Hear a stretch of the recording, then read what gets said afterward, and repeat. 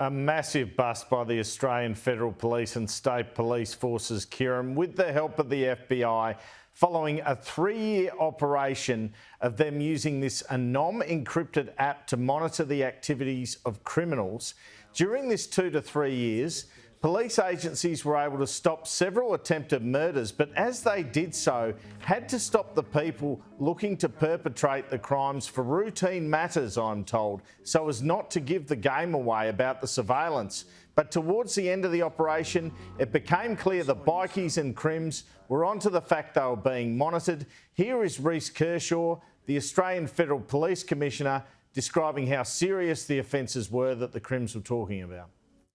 When you get access, and it'll come out in court, you'll see that all they talk about is drugs, violence, hits on each other, innocent people who are going to be murdered, a whole range of things. So there's nothing about, it would be like, I need 1,000 kilos at this price, very brazen. We haven't seen it done like that. No attempt to hide behind any sort of codified kind of conversation.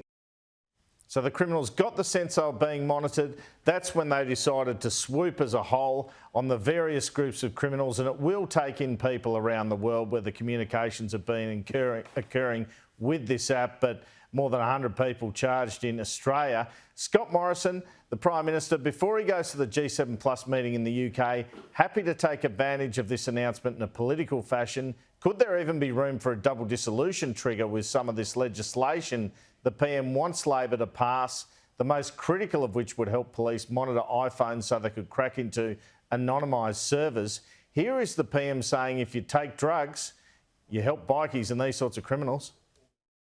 There's nothing social about illicit drug use in this country. It fuels organised crime in this country.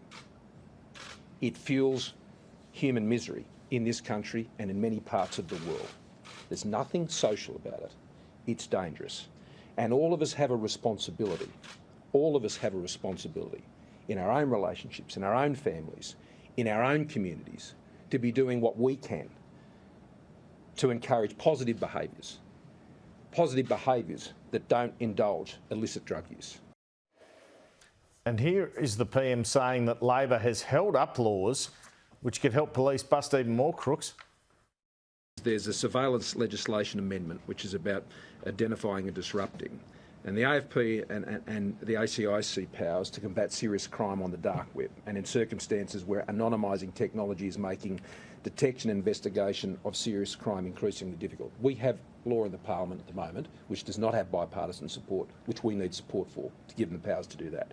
The Telecommunications Legislation Amendment in a National Production Orders Bill, that's cross-border access to electronic data, enhancing the effectiveness of Australian investigations and prosecutions of serious crimes, including serious terrorism offences. That bill is there. That does not have bipartisan support. We need it passed. And the third one is the Transport Security Amendment of Serious Crime Bill. That is the bill that is needed to stop organised criminals getting access to our wharves and to our airports.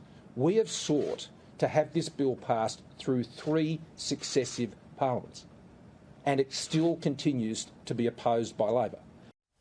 Well, the Opposition Home Affairs spokeswoman Christina Keneally went pretty hard on Scott Morrison's statements.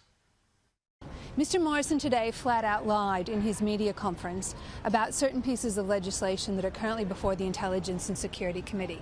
Mr Morrison sought to play politics, and that is what Mr Morrison does. He plays politics, and here he's playing politics with national security. He flat out lied when it came to the identify and disrupt legislation. He said that there are parties in the Parliament, including my own, that don't support that legislation. He's flat out wrong. It was 2018 legislation that helped snare these arrests. Controversial legislation which allowed law enforcement authorities to access encrypted apps, and it was computer search warrants that captured these criminals. The laws compel communications providers to provide assistance in accessing content, and they also extend warrant-based powers. And Scott Morrison, as we know, is giving a speech at the Perth US Asia Centre tomorrow ahead of flying out to the G7. I'm told it will have a specific focus on national security. I think from this today, even though it was justified for the PM to appear on such a big development, Kieran, is another sign that national security will feature heavily in the next federal election campaign.